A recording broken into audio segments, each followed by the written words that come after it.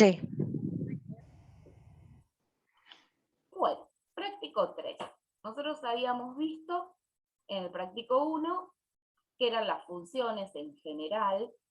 Después vimos en el práctico 2 función cuadrática. Seguramente en años anteriores vieron lo que era función lineal, donde teníamos solo una x. En el caso de la función cuadrática tenemos la x elevado al cuadrado. Y en el caso de la función polinómica es una función que tiene una expresión polinómica. ¿Qué es una expresión polinómica? Vamos a ver la palabra. Poli son muchos. Y la parte nómica, que viene de término, quiere decir que tengo muchos términos, ¿sí? Un binomio tiene 2 términos, un monomio tiene un término. Polinómica tiene muchos. Muchos es muchos, ¿sí? No está definida la cantidad. Pero ¿qué pasa acá? Aparte de tener muchos términos, estos términos tienen la x elevada a diferentes exponentes, ¿sí? Como decíamos recién, la función lineal, la x está elevado a la 1, o sea, no aparece exponente.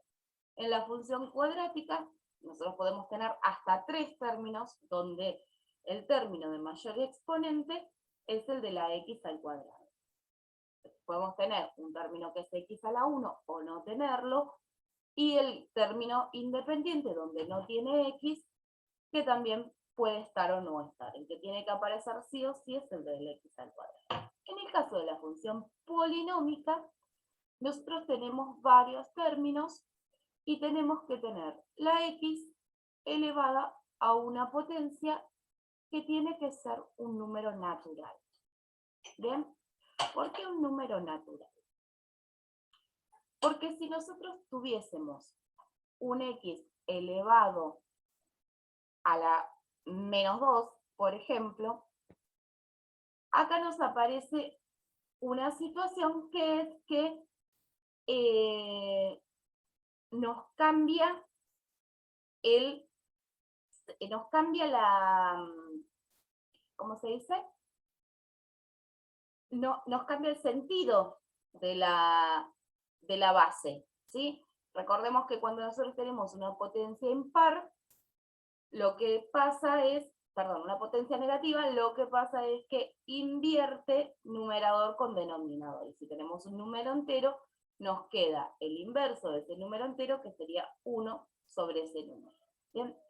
Entonces, siempre que hablamos de un polinomio, estamos hablando de sumas y restas de diferentes términos, donde la x está elevada a diferentes exponentes naturales. ¿Bien? En este caso, en el primer ejercicio, en realidad vemos que aparecen monomios y binomios, pero donde la x ya no solo la tenemos elevada al cuadrado, como en el primer caso, sino que acá nos aparece al cubo, a la cuarta, a la sexta, a la octava, y en este caso nos pide que dibujemos o representemos estas funciones en un eje cartesiano. Y nos pide que por un lado representemos las del grupo 1 en un eje cartesiano y por otro la del grupo 2. ¿Por qué pasa esto? Esto sucede porque, ahora vamos a abrir el graficador, cuando las funciones tienen índice par, tienen un comportamiento, y cuando tienen índice impar, tienen otro. Entonces, si vemos acá, cuando hablamos del índice de la función, estamos hablando del coeficiente principal, perdón, del grado.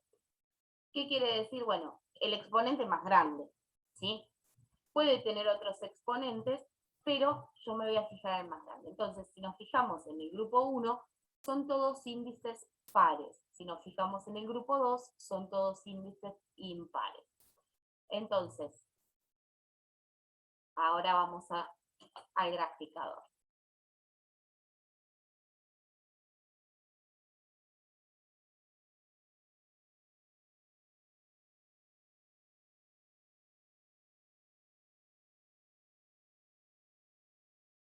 si me deja abrir el graficador. Si no, lo dejaremos para otro momento, ¿vale?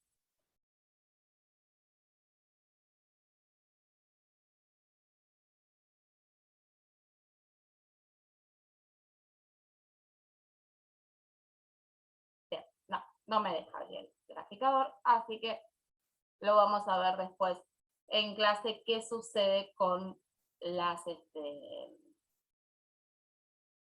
qué sucede con las gráficas.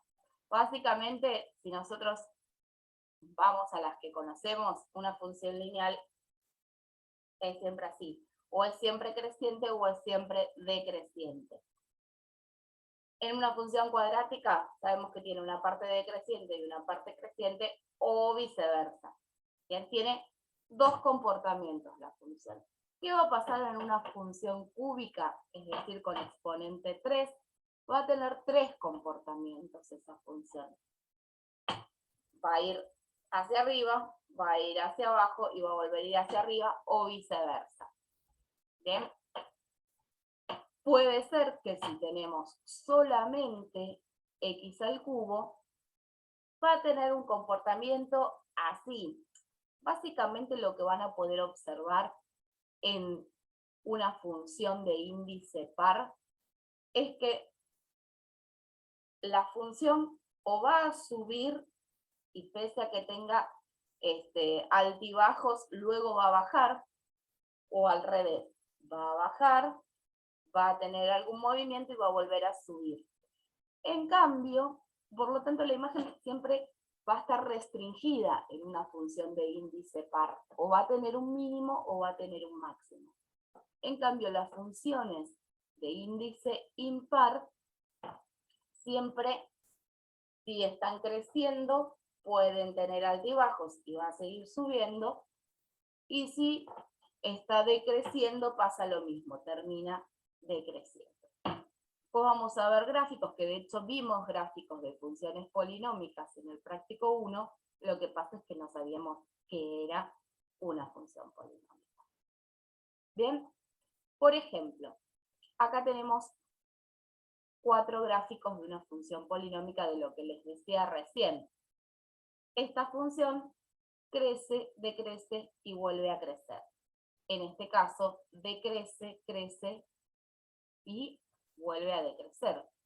Y en este caso, igual que en el primero, crece, decrece y crece. Estas tres que vemos acá, era lo que yo les decía de los índices. Estas tres funciones son de índice impar. No podemos ver exactamente de qué índice pueden ser. Bien, al menos son de índice 3. ¿Por qué digo esto al menos? Porque puede pasar que sean de un índice mayor impar, pero que como no tenga todos los términos, haya movimientos que no se presenten.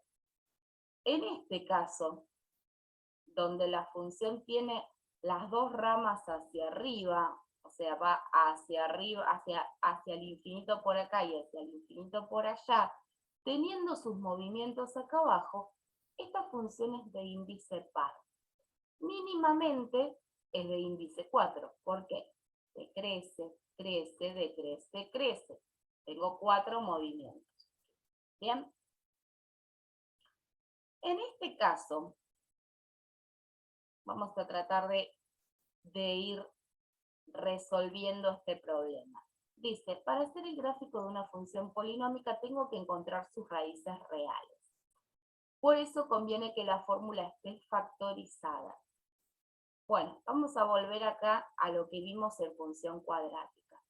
Nosotros en función cuadrática tratábamos de encontrar las dos raíces, si es que existían dos, para poder a partir de ahí tener un gráfico aproximado, calculábamos la ordenada y un par de cosas más.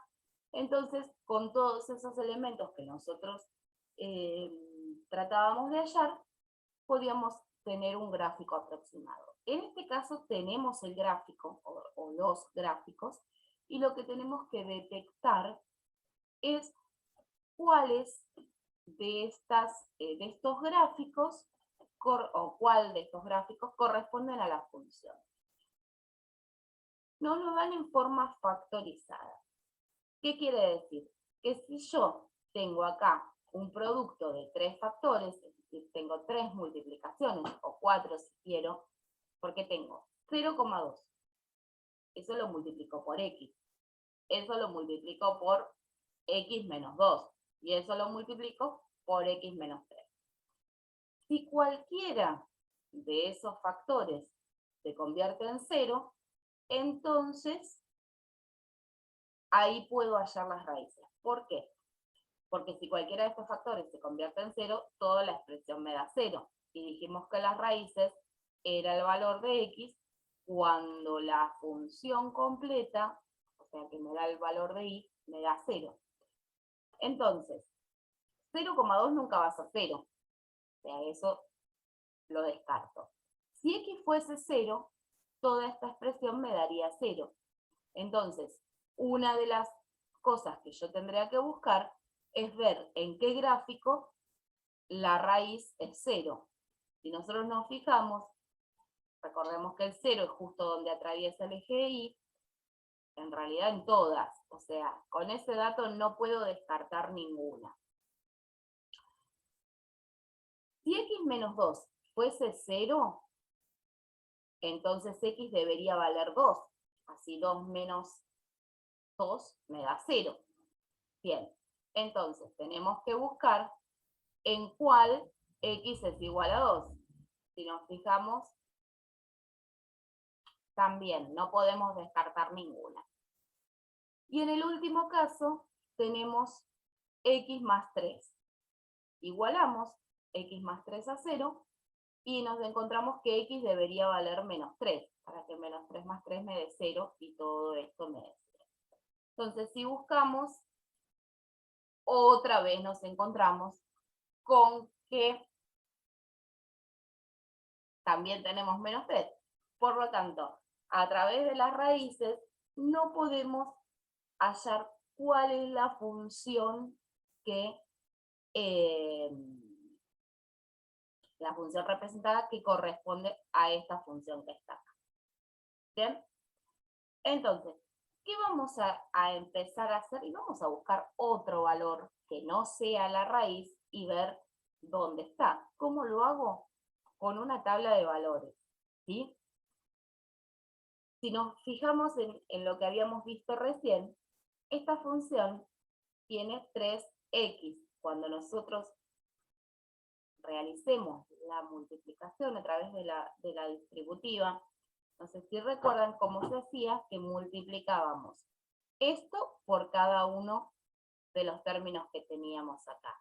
Y luego, que nos va a quedar en este caso 0,2 de x al cuadrado menos 0,4x, o sea, 0,2 por 2, 0,4, y x, no tengo x acá, así que me queda x.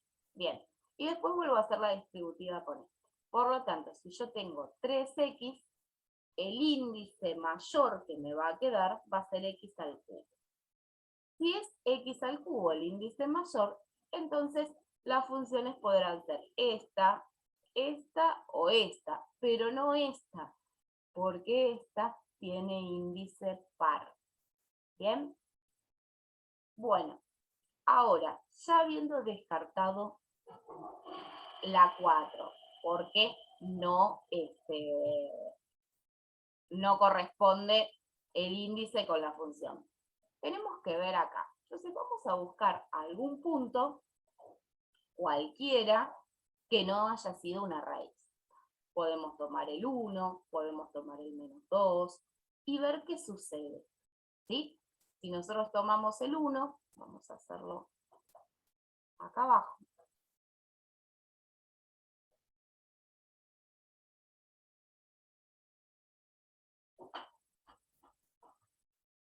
Bien. Vamos a reemplazar la x por 1. Entonces,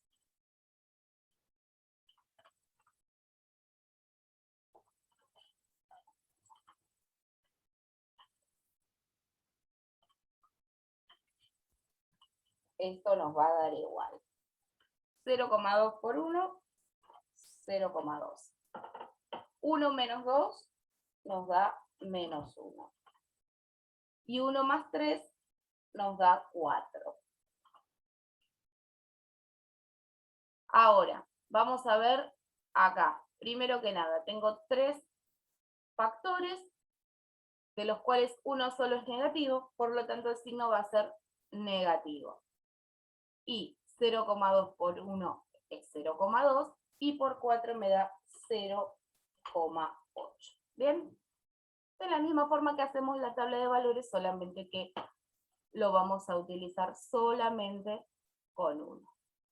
Bien, entonces vamos a ver cuál o cuáles de estas funciones para 1 tenemos un valor de 0,8.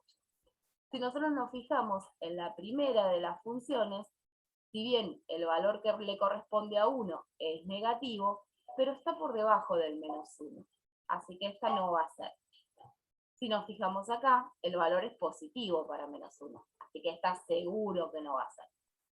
Y si nos fijamos acá, es la que está más aproximada porque el valor que le corresponde a 1 está por encima de menos 1. Por lo tanto, sería el gráfico 3 el que corresponde a esta situación. Bien, en este caso nos pide exactamente lo mismo. Fíjense que están todas las x elevadas a la quinta, por lo tanto todas las gráficas van a tener este comportamiento que decíamos. Si empieza creciendo, termina creciendo, y si empieza decreciendo, termina decreciendo. Por lo tanto, acá el tema del índice no nos va a ayudar en nada porque tenemos todas las funciones con índice 5 y todas las gráficas que podemos ver que el índice es impar. Sí, lo que tenemos acá es esta cuestión de que tenemos puntos marcados que vamos a ver en las funciones qué pasa, ¿sí? Entonces vamos a tomar determinados valores, reemplazarlos en las funciones y empezar a hacer el descarte.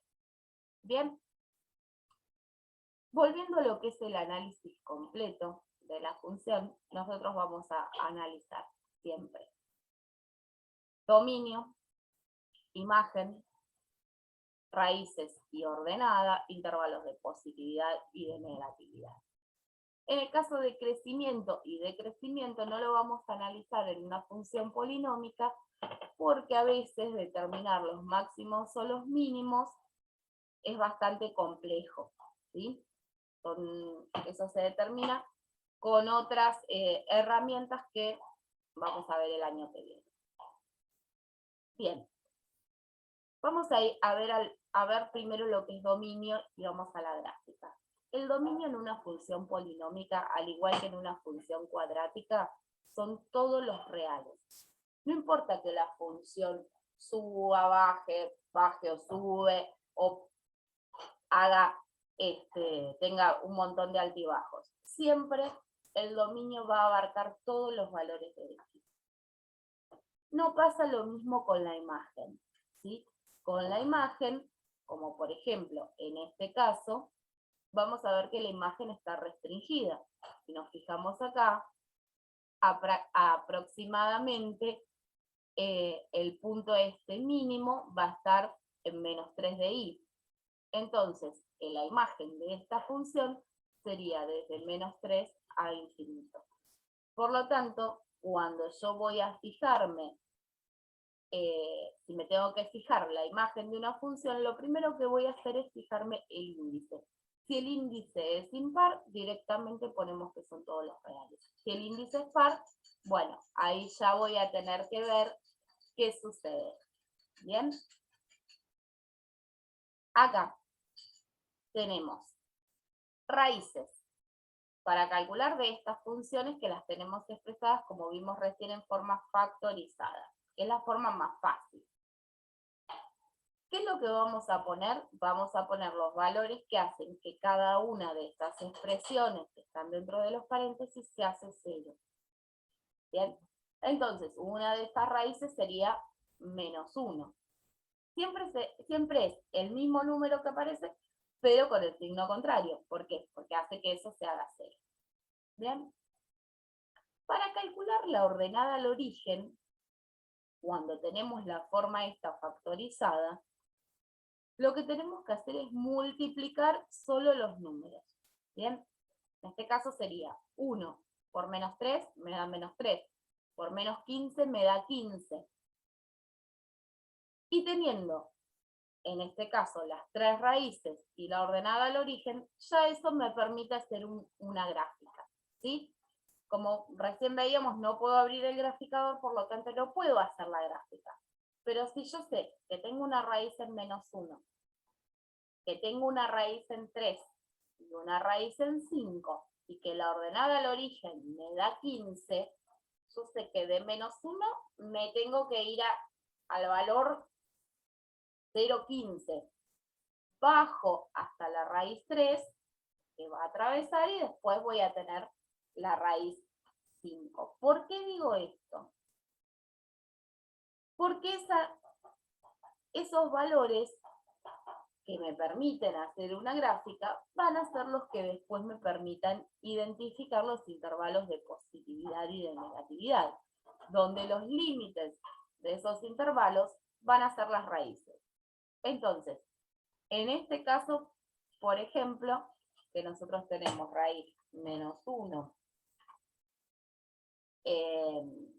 3 y 5, y la ordenada dijimos que era 15 positivo, los intervalos de negatividad van a estar desde infinito, o desde menos infinito, mejor dicho, hasta menos 1. ¿Y por qué puse esto acá? En realidad, yo sé que el 15 corresponde al punto 0. El 0 está entre el menos 1 y el 3. O sea que yo sé que el intervalo que va desde menos 1 a 3, acá me equivoqué, pensé que era negativo. El intervalo que va desde menos 1 a 3 es positivo, ¿sí? ¿Por qué? Porque aparece el 15 en medio de ese intervalo. Entonces, a partir de ahora yo puedo armar todos los conjuntos. Si desde menos 1 a 3 es positivo, de 3 a 5 va a ser negativo. Por lo tanto, de 5 a infinito va a ser otra vez positivo. Y lo que me falta completar es el conjunto que viene acá, que va desde infinito a menos 1. Como a partir de menos 1 empieza a ser positivo, entonces desde menos infinito hasta menos 1 es negativo, ¿sí? Es más o menos lo mismo que veníamos viendo en la función cuadrática, lo que pasa es que acá tenemos más conjuntos, ¿sí? En función cuadrática nosotros también con las dos raíces determinábamos el positivo y el negativo. ¿Bien? Acá ya vamos a ver que lo tenemos expresado en forma polinómica. ¿Bien? Entonces, detectar una raíz no va a ser nada fácil. Lo que es más sencillo va a ser poder detectar la ordenada al origen. Al igual que en la función cuadrática, el término independiente, es decir, aquel que no tiene x, es exactamente nuestra ordenada al origen. En la próxima clase nosotros lo que vamos a ver es cómo hacer cuando nosotros tenemos este tipo de expresiones y queremos calcular las raíces. Porque hasta el momento solamente sabemos calcular las raíces de una función cuadrática, ¿bien? Pero cuando tenemos un índice mayor a 2, hay una estrategia para poder calcular. ¿Bien? Muchísima información por hoy. Así que les dejo un beso grande y nos vemos la próxima.